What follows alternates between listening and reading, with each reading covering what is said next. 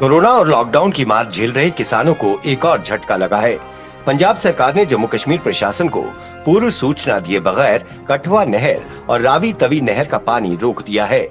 इससे धान की रुपाई कर चुके और उसकी तैयारी कर रहे किसान संकट में आ गए हैं। कठुआ जिले की 15,000 हेक्टेयर जमीन में होने वाली धान की खेती से इससे प्रभावित होने का अनुमान है। जम्मू कश्मीर सिंचाई विभाग को मामला तब समझ में आया जब नहरों में अचानक पानी सूख गया। उधर जम्मू कश्मीर प्रशासन अब इस मामले को पंजाब सरकार के समक्ष उठाने की तैयारी में है। नेशनल कॉन्फ्रेंस के उपाध्यक्ष उमर अब्दुल्ला ने अपनी दिल्ली यात्रा को राजनीतिकरण की प्रेरित होने से इनकार किया है। इसके साथ ही उन्होंने न्यांका के विभाजित होने की अटकलों को खारिज करते हुए कहा कि ऊब जाने की वजह से मन बहलाने के लिए घूमने आया हूं। जम्मू कश्मीर के पूर्व मुख्यमंत्री ने इस बात का खंडन करने के लिए ट्विटर का सहारा लिया।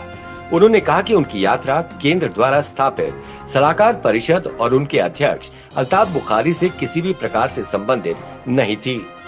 उनकी ये टिप्पणी पार्टी के दो वरिष्ठ नेताओं तनवीर सादिक और आगा रहुल्ला मेहदी के बीच कथित मतभेदों की पृष्ठभूमि में आई है। पूर्वी लद्दाख में वास्तविक नियंत्रण रेखा एलएसी के निकट भारतीय और चीनी सैनिकों के बीच तनातनी जारी है। भारत अपने इलाके में जब कोई निर्माण कार्य करता है तो चीन परेशान हो उठता है। श्रीनगर और लेह के बीच जोजिला सुरंग प्रोजेक्ट 11,578 फुट की ऊंचाई पर को मंजूरी मिली तो चीन ही नहीं बल्कि इसके पड़ोसी देश पाकिस्तान के भी पसीने छूट गए। इस प्रोजेक्ट में भारत अब कई बड़े बदलाव करेगा। नए सिरे से इसका टेंडर जारी किया जाएगा। सामरिक विशेषज्ञों के अनुसार चीन का प्रयास है कि मौजूदा गतिरोध के चलते भारतीय सीमा में हो रहे निर्माण कार्य बंद हो जाएं।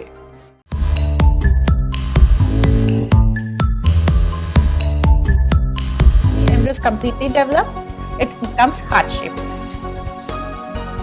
Hard to be called as real numbers. So irrational. About those particular situation. So let's induce electric field will become equal Once to. again, I'm not putting vector sign on S, but remember this is displacement. Surface of the liquid.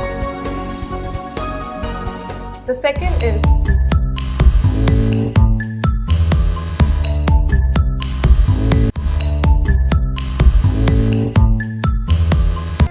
Lockdown से पहले अपने रिश्तेदारों व अन्य समारोह में शामिल होने के लिए भारत आए 179 पाकिस्तानियों को अटारी वाघा बॉर्डर के रास्ते वापस भेज दिया गया है। बुधवार सुबह ही अंतर्राष्ट्रीय अटारी सड़क सीमा पर पाकिस्तानी नागरिकों पहुंचने लगे। पाकिस्तान सरकार के विशेष अनुरोध पर छत्तीसगढ़, गुजरात, मध्य प्रदेश, महाराष्ट्र, पंजाब, राजस्थान, उत्तर प्रदेश, उत्तराखंड और दिल्ली सहित विभिन्न भारतीय राज्यों में फंसे पाकिस्तानी नागरिकों को अटारी सीमा पर पहुंचाया गया। दिल्ली स्थित पाकिस्तानी दूतावास ने इन नागरिकों की सूची केंद्रीय गृह मंत्रालय को भेजी थी।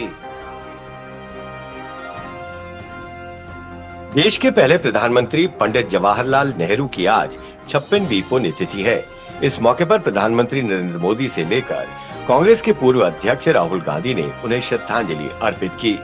प्रधानमंत्री मोदी ने ट्वीट कर लिखा, पुण्यतिथि पर देश के पहले प्रधानमंत्री पंडित जवाहरलाल नेहरू को श्रद्धांजलि। वहीं राहुल गांधी ने ट्वीट किया, पंडित जवाहरलाल नेहरू जी एक बहादुर स्वतंत्रता सेनानी, आधुनिक भारत के निर्माता और हमारे पहले प्रधानमंत्री थे। उन्होंने देश को ऐसे बड़े संस्थान दिए जो वक्त पर हमारे काम आ सके। मैं भारत के इस महान सपूत को उनकी पुण्यतिथि पर श्रद्धांजलि अर्पित करता हूं। लॉकडाउन के दौरान प्रवासी मजदूरों की दुर्दशा पर सुप्रीम कोर्ट ने खुद संज्ञान लेते हुए मामले का परीक्षण करने का फैसला किया। शीर्ष अदालत ने केंद्र सरकार, सभी राज्यों और केंद्र शासित प्रदेशों को नोटिस जारी कर प्रवासी मजदूरों के लिए उठाए गए कदमों और प्रयासों की जानकारी मांगी है। इस मामले में कोर्ट बृहस्पतिवार को सुनवाई करेगा। वहीं पीठ ने कहा कि अभी भी प्रवासी मजदूर सड़कों, हाईवे, रेलवे स्टेशनों और राज्यों की सीमाओं पर बैठे हैं। उनके लिए पर्याप्त परिवहन व्यवस्था नहीं की गई है और न ही उनके लिए रहने और खाने का उचित इंतजाम है। महाराष्ट्र में कोरोना संक्रमण के बढ़ते मामलों के बीच राजनीतिक सरगर्मियां भी तेज होती जा रही है। मुख्यमंत्री उद्धव ठाकरे ने बुधवार को अपने सहयोगी दलों की बैठक बुलाई तो अब खबर आ रही है कि राहुल गांधी ने उद्धव ठाकरे से फोन पर लंबी बातचीत की।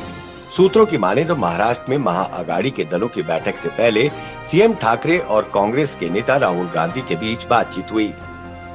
बताया जा रहा है कि राहुल गांधी ने सीएम ठाकरे से कहा है कि कोरोना संकट काल में कांग्रेस पूरी तरह सरकार के साथ खड़ी है। उद्धव को राहुल की ओर से आश्वासन दिया गया है कि कांग्रेस पार्टी घटक दल के रूप में गठबंधन के साथ है। उत्तर प्रदेश सरकार प्रवासी कामगारों और बेरोजगारों को रोजगार के अवसर मुहैया कराने के लिए कई योजनाएं ला रही है। इसके तहत खादी एवं ग्रामोद्योग बोर्ड के जरिए राज्य में स्वरोजगार के अवसर सृजित करने तथा बेरोजगारों को स्वरोजगार से जोड़ने के लिए ग्रामीण विकास की विभिन्न योजनाओं पर बल दिया जा रहा है। इस कदम से प्रवासी कामगारों सहित बड़ी संख्या में लोगों को रोजगार के अवसर मिलेंगे। पाकिस्तान के भावलपुर जिले के यजमान शहर से गैर मुस्लिम समुदाय के लोगों पर अत्याचार का मामला सामने आया है। भावलपुर जिले में जबरन जमीन को हड़पने और हिंदुओं और ईसाइयों के घर तोड़ने का वीडियो तेजी से वायरल हो रहा है। इस घटना के पीछे पाकिस्तान के हाउसिंग और निर्माण कार्यों के मंत्री तारिक बशीर चीमा को आरोपी बताया जा रहा है। कहा जा रहा है कि उसके लोगों ने कोरोना वायरस के संकट के बीच लोगों को मारा और उनके मकान नष्ट कर दिए। भारतीय मौसम विभाग ने पूर्वानुमान जताया है कि उत्तर और मध्य भारत के कई हिस्सों में कहर बरपा रही लू हीट वेव के अभी अगले 24 घंटे तक लगातार चल सकती है। हालांकि बंगाल की खाड़ी के कुछ हिस्सों में मानसून मजबूत हुआ है। उत्तर और मध्य भारत में पिछले कई दिनों से लू जारी है। कई जगहों पर तापमान 47 डिग्री सेल्सियस से ऊपर पहुंच गया है।